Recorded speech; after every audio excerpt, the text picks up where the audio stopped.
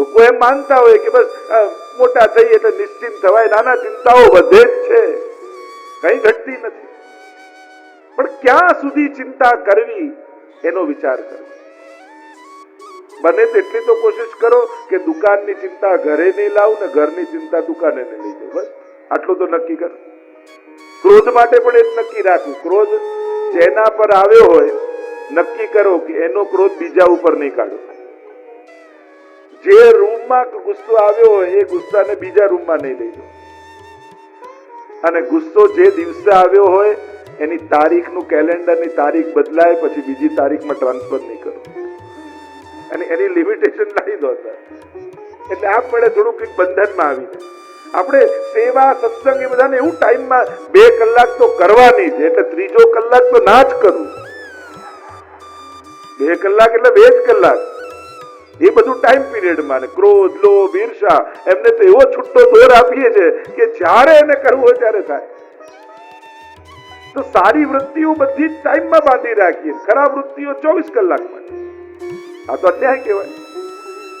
તો કહ્યું આપણા તો વાર્તા સાહિત્યમાં અનેક વિધ એવા પ્રસંગો છે કે જ્યારે જ્યારે ભગવાનને એમ થયું કે હવે આની જો સંસારી ગતિ થવાની છે તો ભગવાને જે નિમિત્તો હતા એ નિમિત્તોને લઈ લીધા. એમ જ્યારે પણ જીવનમાં કાંઈ પણ આપણા જીવનમાંથી જાય ત્યારે એમ માનજો કદાચ આને જ કારણે મારું પતન થવાનું હતું, આને કારણે જ મને બંધન થવાનું હતું. અને જેના કારણે તમારું અહિત થવાનું હશે ભગવાન એ વસ્તુ કે વ્યક્તિ તમારી જોડે નહીં રહેવા દે. ક્યાંક એને આપણે નથી જાણતા ભવિષ્યમાં શું થાય, આપણને કેવા વિચાર આવે, કઈ બુદ્ધિ થાય, ક્યાં આપણું મન ફસાય. એક મૃગ કે કારણે ભરત ધરી મૃગ દેહ, તુલસી વાકી કહા ગતિ જો સબસો કરત સને. એક હરણમાં મન ગયું તો બીજા જન્મમાં હરણ થવું પડ્યું. તો આપણું મન તો ક્યાં ક્યાં આટાઓ મારે, ક્યાં ક્યાં ફરે છે, કેટલી જગ્યાએ બંધાયેલું છે, કેટલી જગ્યાએ જોડાયેલું છે. વિચાર તો કરો. એક ટાણું પડે નાવમાં ને નાવ ડૂબી જાય, આપણે તો કેટલા છિદ્રો લઈને ફરીએ. ચિંતન તો કરો ક્યાં ક્યાં મન ફસાયેલું. અને એટલા માટે મહાપ્રભુજી કહે અરે ભક્ત તારી લૌકિક ગતિ પ્રભુ નહીં થવા દે, નિશ્ચિત વાત. અને એટલા માટે ઠાકોરજી ઘણી વાર એમ કરે. એક શેઠજી હતા અને એને ચિત્ર બનાવવાનો બહુ શોખ. અને એને થયું કે આ પર્વત ઉપરથી આખું દ્રશ્ય ખીણનું બનાવું. ચાકરને લીધો સાથે, રંગના બધા ડબ્બા અને કાગળ ને બધું લઈને ચાલ્યા પર્વતના શિખર ઉપર. અને ત્યાં સુંદર પેઇન્ટિંગ કરી રહ્યા હતા સામેના દ્રશ્ય. અને એટલું સુંદર ચિત્ર બનાવ્યું. અને પર્વતના શિખર ઉપર છે અને પોતાના બનાવેલા ચિત્રને જોવા લાગ્યા. થોડા પાછળ જતા જતા કેવું સુંદર છે, આ એંગલે કેમ લાગે, આમ એમ થોડું પાછળ એક સ્ટેપ પાછળ જતા જાય, જોતા જાય. અને હવે એમને ભાન ન રહ્યું ને ચિત્રમાં એવા ખોવાઈ ગયા કે બસ 2 ડગલા રહી ગયું ને ખીણમાં પડે. ચાકરે આ જોયું કે અરે શેઠજી પડવાની તૈયારીમાં છે, હું બૂમ પાડીશ તો કદાચ ગભરાઈને પડી જશે. શું કરું? એને રંગનો ડબ્બો હાથમાં હતો, એ ચિત્ર ઉપર ઢોળી અને દોડતા શેઠજી આવ્યા ને થપાટ ચાકરને મારી. મેં આટલું સુંદર ચિત્ર બનાવ્યું તે આમ બગાડી નાખ્યું.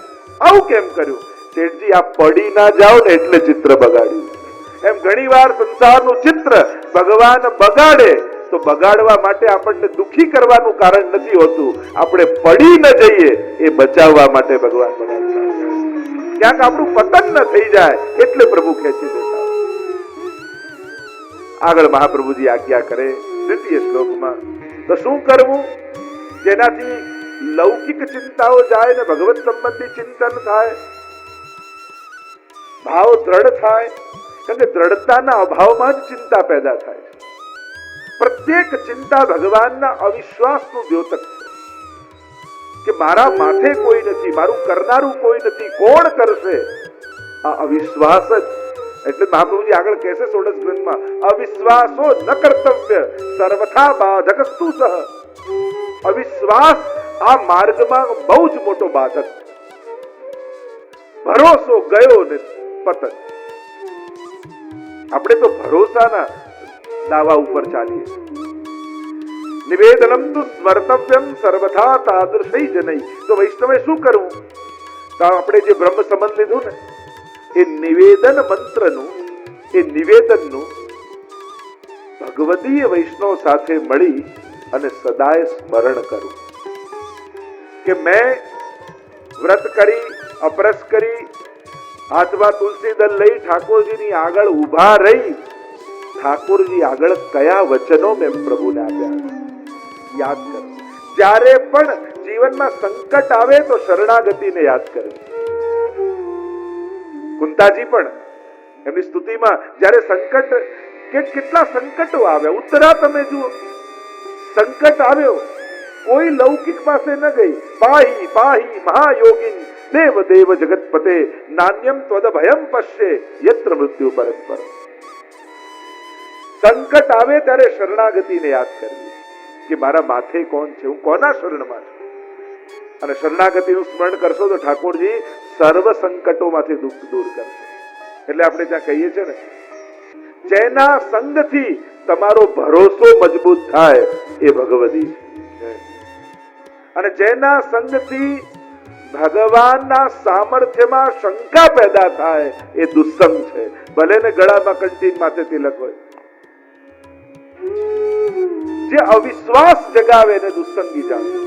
ભલે ગમે તેટલો વિદ્વાન ને ગમે તેટલા શાસ્ત્રો એને મોડે હોય, પણ જેના સંગથી ભગવાનમાં ભરોસો ઉઠવા લાગે તો માનજો મને દુસ્સંગ થઈ રહ્યો છે. જેના સંગથી પ્રગટ સ્વરૂપોમાં અશ્રદ્ધા જાગે એને દુસ્સંગ જાણવું.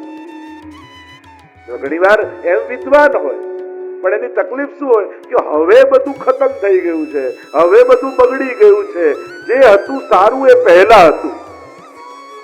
એટલે એમ કહીને તમારું વર્તમાનમાં તમને અશ્રદ્ધા પેદા કરે એને પણ દુસ્સંગ જાણે. રાવણને તકલીફ શું હતી? ભગવાન પર ભરોસો હતો પણ આ રામ ભગવાન નથી, બસ એ એને શંકા હતી એટલે એનું પતન થયું. પ્રગટ સ્વરૂપમાં અશ્રદ્ધા હતી એટલા માટે એનું પતન. બાકી એ નાસ્તિક નહોતો, ભગવાનમાં માનતો હતો, પણ પ્રગટ જે રામ સામે છે આ ભગવાન છે, બસ એ ભરોસો ના હતો. એમ ઘણા એવા હોય, જાણકાર હોય, વિદ્વાન હોય, બધું હોય, પણ પ્રગટ સ્વરૂપમાં આપણને અશ્રદ્ધા કરાવી દે. હવે ક્યાં ઠાકોરજી બોલવાના, હવે ક્યાં માંગવાના, આ મિશ્રી ધરવાથી શું થાય, પાઠ કરવાથી શું થાય, એમ આપણે જે કરતા હોઈએ ને એમાં શંકા જગાવી દે. એટલે જે કરતા હોય એ છોડાવી દે. હવે ક્યાં આવું રહ્યું છે, હવે કોણ એવા રહ્યા છે, હવે ક્યાં સારા વૈષ્ણવ. જો સારા વ્યક્તિઓને ન ગોતો, વ્યક્તિઓમાં સારાઈને ગોતો. આપણે શું સારા વ્યક્તિઓ ગોતવામાં સંગથી જ દૂર રહી જઈએ છીએ. વ્યક્તિમાં સારાઈ ગોતવાની હોય, સારા વ્યક્તિ ન ગોતવાના હોય. ચોપડીમાં લખેલા માણસો દુનિયામાં જલ્દી મળતા નથી હોતા, પણ ચોપડીમાં વાંચેલી એક એક વાત દરેક વ્યક્તિમાં આપણે ગોતી લેવાની. સારાઈ દુનિયામાં નથી હોતી, આપણામાં પ્રગટાવવાની હોય છે. આપણે એમ સમજીએ છીએ કે દુનિયા સારી થાય પછી સારું જોવું. ના, આપણે સારા થઈ અને દુનિયામાં સારાઈ ગોતવાની હોય છે. આ જ રસ્તો છે દુનિયાનો. સદગુણો શોધવાનો આ જ રસ્તો છે. ગુણ પોતાનામાં પ્રગટાવવા તો ગુણ દેખાશે. ગુણ જ ગુણને જુએ અને દોષ દોષને જુએ. કોઈનામાં દોષ દેખાય ત્યારે ચિંતન કરવું કે મને આનામાં દોષ દેખાયા કેમ? આનામાં ભલે હતા. આપણે જે જોવા જઈએ એ જ જોઈને આવીએ છીએ. તમે મેળામાં ગયા હો પણ તમને એમ નક્કી કર્યું કે મારે આ વસ્તુ લેવાની છે, એટલે તમે સીધા ગોતતા ગોતતા એ સ્ટોલમાં પહોંચી જાઓ કે? એટલે તમે નક્કી કરીને ગયા કે મારે શું જોઈએ છે તો તમે શોધી લો છો. એમ સંસારમાં જ્યારે ઘરથી બહાર નીકળો ત્યારે તમારે શું જોવું છે એ નક્કી કરીને નીકળો છો. કમથી કમ ઘરેથી હવેલી દર્શન કરવા આવો ત્યારે તો કમથી કમ નક્કી કરીને નીકળો, હું ભગવાન જોવા જાઉં છું, હું પ્રભુને મળવા જાઉં છું. એટલે કમથી કમ એટલા સમયે વૈષ્ણવી બુદ્ધિ ધારણ કરી, એટલા સમયે મારે કોઈના દોષ નથી જોવા, બધામાં વૈષ્ણવતાના દર્શન કરવા છે. અને રસ્તામાં જે મળે એને જય શ્રી કૃષ્ણ કરતા કરતા અને પછી ઠાકોરજી સન્મુખ આવશો ને તો ઠાકોરજીને મુખારવી દસતું તમને દેખાશે. પણ સાંસારિક દ્રષ્ટિ રાખી અને ભગવત દર્શન કરવા આવશો તો મંદિરમાં સંસારને ગોતી લેશે. કારણ કે દ્રષ્ટિ એ છે, જે જોવા માટે નીકળ્યા છો એ જ દેખાય. કમથી કમ એટલું નક્કી કરો કે પ્રભુને મળવા જાઉં છું હવેલીએ, અત્યારે હું ભગવાનનો છું, અત્યારે હું વૈષ્ણવ છું અને મારે મારી જાતની વૈષ્ણવતા ગુમાવ્યા વગર પ્રભુને જોવા છે. તો જે વાત કરી રહ્યો છું, ભગવતી કોણ? તો એ બીજું લક્ષણ દુસ્સંગનું એ છે, પ્રકટ સ્વરૂપમાં અશ્રદ્ધા, વર્તમાનમાં અશ્રદ્ધા. અને અત્યારે આ રોગ ઘણી રીતે ફેલાવવામાં આવે, પણ આપણે આપણી શ્રદ્ધા ગુમાવી નહીં, કારણ કે જે પોતાની શ્રદ્ધા ગુમાવે નુકસાન એને જ થાય છે. દુનિયામાં તો બધું છે જ, અલગ અલગ અનેક પ્રકારની દુનિયા છે જ. ત્રીજી વાત, જે મનમાં સંશય નાખી જાય એને પણ દુસ્સંગ જાણો. ઘણા લોકો મળે, જો તમે તો આટલી આટલી સેવા કરો તોય તમારી જોડે આમ થયું, એટલે પેલાનું મન ચકડોળે ચડે. જો તમારા બા તો આટલી સેવા કરતા તોય માંદા પડ્યા, એટલે શરીર છે તો માંદા પડે જ ને. માંદગી ને સેવાને ક્યાં તાલમેલ કોઈ છે? પણ આ શંકા નાખનારા વ્યક્તિઓ એવા તાતણાઓ જોડી જાય કે આપણે ચકડોળે ચડી જઈએ કે હા તો આટલી સેવા કરતા તોય બીમાર થયા. તો બીમાર થવું શરતી શરીર, શરીરનો તો ધર્મ જ નાશવંત છે.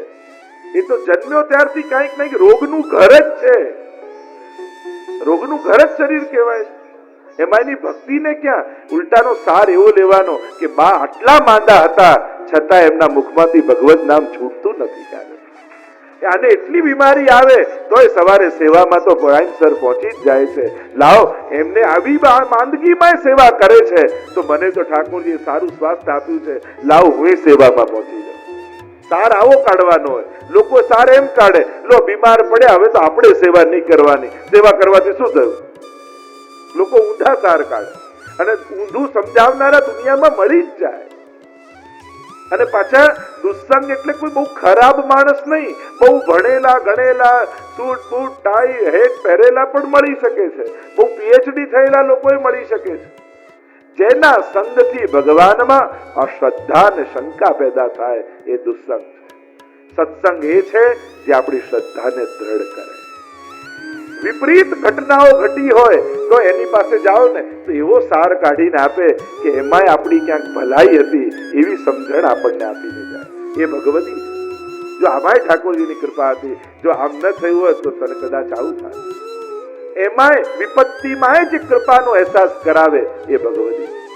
એટલે જીવનમાં ન ગમતા હોય છતાંય કોઈ એવા દ્રઢ શ્રદ્ધા વાળા વ્યક્તિનો સંગ રાખવો કે જે જ્યારે મળે ત્યારે ઠાકોરજીની વાત કરે, એવાનો સંગ રાખો. તે નવું સેવામાં શું કર્યું, તે નવા કીર્તન કોઈ શીખ્યા, નવા પાઠ શીખ્યા, આજે ઠાકોરજી માટે શું કર્યું, હમણાં ઉત્સવ આવે છે તો શું તૈયારી તું કરે છે, આજે કોઈ સત્સંગ તને મળ્યો, સત્સંગમાં શું સાંભળ્યું. જ્યારે મળે ત્યારે ભગવત સંબંધી ચર્ચા કરી લૌકિકમાં રહેલા આપણા ચિત્તને અલૌકિક કરી નાખે એનું નામ ભગવતી. હરિજન સંગ છિનક જો હોય, આવા ભગવતી સાથે ક્ષણવાર પણ મળે ને તો જીવન બદલાવા લાગે. મને કોઈ ભગવદીય જનનો સંગ આપજો. કેમ? એનાથી શું થશે? સંસાર ચક્રે ભ્રમતસ્વ કર્મભી તન્માયાત્માત્મજદાર ગેહે સ્વાસક્ત ચિત્તસ્ય નાથ ભૂયાત. આ ભવસાગરને હું તરી જઈશ ભગવદીઓના પ્રતિ. ધ્રુવજીએ પણ એ જ માંગ્યું કે મને કોઈ ભગવદીનો સંગ આપો, જેના સંગથી, જેની સાથે ભગવત ચર્ચા કરતા કરતા આ ભવસાગર પાર થઈ ગયો. દરેક ભગવદી હોય, પ્રહલાદજી હોય, ધ્રુવ હોય, ભગવદીનો સંગ માંગ્યો છે. ભગવદીનો સંગ એ ભગવાનના આવવાની વધાઈ છે. અબ મોહી ભા ભરોસ હનુમંતા બિન હરિ કૃપા મિલે નહીં સંતા. વિભીષણને હનુમાનજી મળ્યા અને ભરોસો થઈ ગયો કે હવે રામ આવતા જ હશે. કારણ કે જો ભગવાન આવવા ન નીકળ્યા હોત મારી તરફ તો ભગવદી મળ્યા જ ન હોત મને. મહાપ્રભુજી આજ્ઞા કરે છે, આ નિવેદન જે ભગવાન આગળ આપણે કર્યું એની ભગવદીઓ જનો સાથે મળી સતત એનું સ્મરણ કરો કે આપણે પ્રભુ આગળ શું બોલ્યા છીએ, પ્રભુને શું વાયદો આપણે કર્યો છે. એનાથી લૌકિક આસક્તિનો નાશ થશે. અને મહાપ્રભુજી આજ્ઞા કરે, સર્વે સ્વરશ્ચ સર્વાત્મા નિજેચ્છાતઃ કરિષ્યતિ. ભગવાન કેવા છે? સર્વેશ્વર છે અને સર્વ આત્મા. એ દરેકના ઘટઘટની જાણનારા છે, દરેકના મનની જાણનારા છે. નિજેચ્છાતઃ કરિષ્યતિ. એ બે અર્થ કર્યા એક નિજેચ્છાતનો અર્થ કર્યો કે પોતાની ઈચ્છા પ્રમાણે પ્રભુ બધું જ કરશે. ઠાકોરજી જાણે છે, એને ખબર છે કે કોને ક્યારે શું આપવું. જીવ જાણતો નથી એટલે ક સમયે માંગે છે. જો ભગવાન તો ટાઈમ પર જ આપે છે, આપણે જ ઉતાવળમાં હોઈએ એટલે આપણને મોડું લાગે છે. બાકી એ તો ઓન ટાઈમ જ હોય છે ભગવાન. આપણે જ ઉતાવળમાં હોઈએ એટલે ભગવાન મોડા લાગે. ઘણીવાર ઘણા ઉતાવળા લોકો હોય ને, ઘણી જગ્યાએ જઈએ ને, એટલા ઉતાવળા હોય, ચલો ચલો ચલો શોભાયાત્રા કાઢી દો, ચલો ચલો બધું આ કામ પતાવી દો, એને એમ થાય બસ કામ પતી જાય. પણ હજી એનો સમય ક્યારે થાય, લોકોથી એ શોભે. કેવલ ઉતાવળમાં એ આનંદ જ ન માણે. ઘણાને મેં જોયા છે, પ્રસંગોનો આનંદ જ ના માણે. એને એમ થાય બસ કામ ટાઈમે પતી જાય, એનો આનંદ માણવાનો એ ભૂલી જાય. મહાપ્રભુજી કહે ઠાકોરજી તો એના સમય જ હોય છે. જીવ ઉતાવળમાં થઈને અધીરો થઈ જાય અને એટલા માટે એને એમ લાગે કે ભગવાને મોડું કરે. ભગવાન ક્યારે મોડા નથી હોતા. એટલે તો દ્રૌપદીના પ્રસંગમાં કહે ને કે જ્યારે પ્રભુના નામનો પુકાર કર્યો કે હે દ્વારિકાધીશ, અને દ્વારિકાધીશ દોડતા આવ્યા. ત્યારે દ્રૌપદી પૂછ્યું કે પ્રભુ મોડું કેમ કર્યું? ત્યારે ભગવાને કહ્યું તે અંતર્યામી એમ કરીને પુકાર્યો હોત તો હૃદયમાંથી પ્રગટ થઈ જાત. તે દ્વારિકાધીશ કહ્યું એટલે છેક દ્વારિકા જઈને પછી પાછું આવવું પડ્યું. બાકી તે અંતર્યામી કીધું હોત તો ત્યાં જ પ્રગટ થઈ જાય. અંદર જ હતો. તે કીધું દ્વારિકાધીશ તો પહેલા દ્વારિકા ગયો, દ્વારિકાધીશ બન્યો, પછી તારી પાસે દોડતો આવ્યો. એ તો તમારી સાથે કંઠી રૂપે તમારી જોડે જ બિરાજે. મહાપ્રભુજીએ બ્રહ્મ સંબંધ આપી તમારા હૃદયમાં ઠાકોરજીનું સ્થાપન કર્યું. સર્વેશ્વરશ્ચ સર્વાત્મા નિજેચ્છાત. તો એક અર્થ કર્યો પ્રભુ પોતાની ઈચ્છા પ્રમાણે બધું જ નિજ ઈચ્છા પ્રમાણે બધું કરશે. બીજો અર્થ આચાર્યો એમ બતાવ્યો નિજ ઈચ્છા એટલે નિજજનોની ઈચ્છા પ્રમાણે ઠાકોરજી કરશે. એટલે કે પ્રભુની પોતાની ઈચ્છા કોઈ છે જ નહીં. ભક્તે જે મનોરથ કર્યો છે, બસ એ ભક્તનો મનોરથ જ ઠાકોરજીનો મનોરથ બની જાય છે. અને નિજજનોએ જે ઈચ્છા કરી એ ઈચ્છા પ્રમાણે ચાલનારા ઠાકોરજી છે. બસ વૈષ્ણવને મનોરથ કરતા આવડવું જોઈએ. એના હૃદયમાં એવા ભાવ જાગવા જોઈએ કે જેને પૂરા કરવાનો આનંદ ઠાકોરજીને પણ આવે. હૃદયમાં એવો મનોરથ કરો કે ઠાકોરજીને થાય કે ક્યારે આનો મનોરથ હું પૂરો કરી દઉં, ક્યારે જલ્દી આની ઈચ્છા હું પૂરી કરું. એવી ઈચ્છા આપણે કરવી.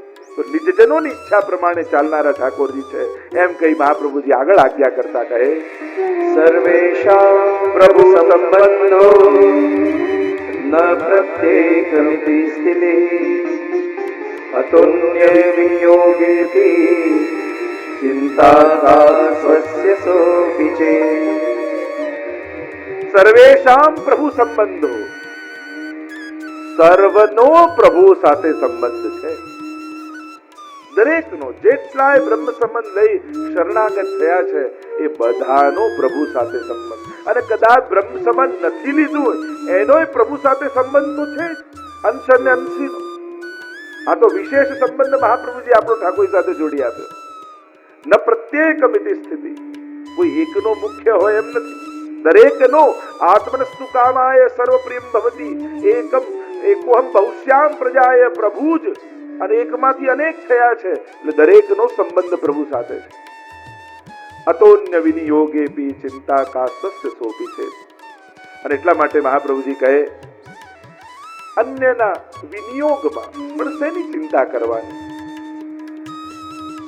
મહાપ્રભુજી કહે જે જીવ પ્રભુના પોતાનો થયો છે એને તો કોઈ ચિંતા કરવાની જરૂર જ નથી. ઠાકોરજી એને પોતાનો ગણ્યો છે. અને એટલા માટે આપણે કહીએ કે હે પ્રભુ હું તમારો થયો, પણ જ્યારે એ બોલીએ છે ત્યારે ઠાકોરજી પણ આપણો સ્વીકાર કરે છે કે આજથી મેં તને સ્વીકાર્યો છે. પણ નાનું બાળક હોય ને, નાના બાળકનો સ્વભાવ શું હોય, એને શેરિંગ કરવું ન ગમે. તમે નાના બાળકમાં એક રમકડું લઈને આવો અને એને કહો કે ચલો બંને ભાઈઓ સાથે રમજો, જેને આપ્યું હોય ને બીજાને ના આપે. એમ કે આ વાટીને ખાજે. નાના બાળકના સ્વભાવમાં શેરિંગ હોતું જ નથી. એને વાટીને ખાવું ન ગમે, એને બધા જોડે પોતાની વસ્તુ વેચવી ન ગમે. એને કે આ તો મારી છે, મને લઈને આપી. એમ મહાપ્રભુજીએ જ્યારે તમને ઠાકોરજીને સોંપ્યા કે આજથી આ જીવ તમારો થયો તો તમને શેર કરવાય ઠાકોરજીને સંસાર જોડે ગમતું નથી કે મહાપ્રભુજી મને આપ્યો છે, આ તો મારો થયો છે, આ પોતે બોલ્યો છે કે હું તમારો થયો. અને તમે જયારે ઠાકોરજી એમ કહો છો તમે મારા, અને તમે પછી એમ કહો કે ના પ્રભુ આ સંસાર જોડે મને શેર કરો, ઠાકોરજી કે એ મને નહીં ફાવે, મને આપ્યો છે એટલે તું મારો. એટલે મહાપ્રભુજી કહે કે જો ઠાકોરજી તમને પોતાનો ગણ્યો છે પછી ચિંતા શું કરવાની, એને પોતાના કરીએ કરો કૃપા હું કરું વિનંતી પોતાનો કરી જાણો. વલ્લભાખ્યાનમાં પણ કહ્યું ને કે સૌથી મોટી કૃપા એ છે જ્યારે જીવને ઠાકોરજી પોતાનો કહે. અને વાર્તા સાહિત્યમાં અનેકવિધ એવા પ્રસંગો છે, અનેક પ્રસંગો કે જ્યાં ઠાકોરજી ભક્તને કહે છે તું મારો છું. પેલા વાર્તા સાહિત્યમાં પ્રસંગ આ 252 પેલા માજીને ઠાકોરજી ઘરની બહારે ન જવા દે કે તારા વગર હું નહીં રહું, તું મારી છું, મારી માં છું, એવો ભાવ રાખીને ઠાકોરજી એને ઘરની બહારે કઈક વસ્તુ લેવા ન જવા દે. એવો આગ્રહ ઠાકોરજીને જીવ માટે થઈ જાય છે. એમ કહીને આગળ 4થા શ્લોકમાં મહાપ્રભુજી આજ્ઞા કરે કે જ્યારે જ્ઞાનથી જીવ સમજપૂર્વક શરણાગત થયો તો એને તો આ ભાન રહે, પણ ઘણા જીવ એવા છે જેને સમજ નથી ને પ્રભુના થઈ ગયા, તો એનું શું? અને એનો ઉત્તર આપતા મહાપ્રભુજી આજ્ઞા કરે અને પોતાના પ્રાણ કૃષ્ણને સોંપી દીધા છે, પછી તેણે શું ચિંતા કરવાની હોય. ભલે જાણતા, જો સમર્પણ કરનારો જાણતો નથી, પણ જેને સમર્પણ થઈ રહ્યું છે એ ઠાકોરજી તો જાણે છે કે હું શું કરી રહ્યો છું. પેલાએ અજ્ઞાનતામાં કર્યું છે, પણ ભગવદ ગીતામાં તો ભગવાનના વચન છે અનન્યા ચિંતયંતો મામ યે જનાઃ પર્યુપાસતે. એ અનન્ય ભાવથી જેને મને ભજ્યા એના પર તો કૃપા પ્રભુ કરે જ છે અને સુલભ થઈ જાય છે. અને યોગક્ષેમમ વહામ્યમ એવી પણ વાત કરી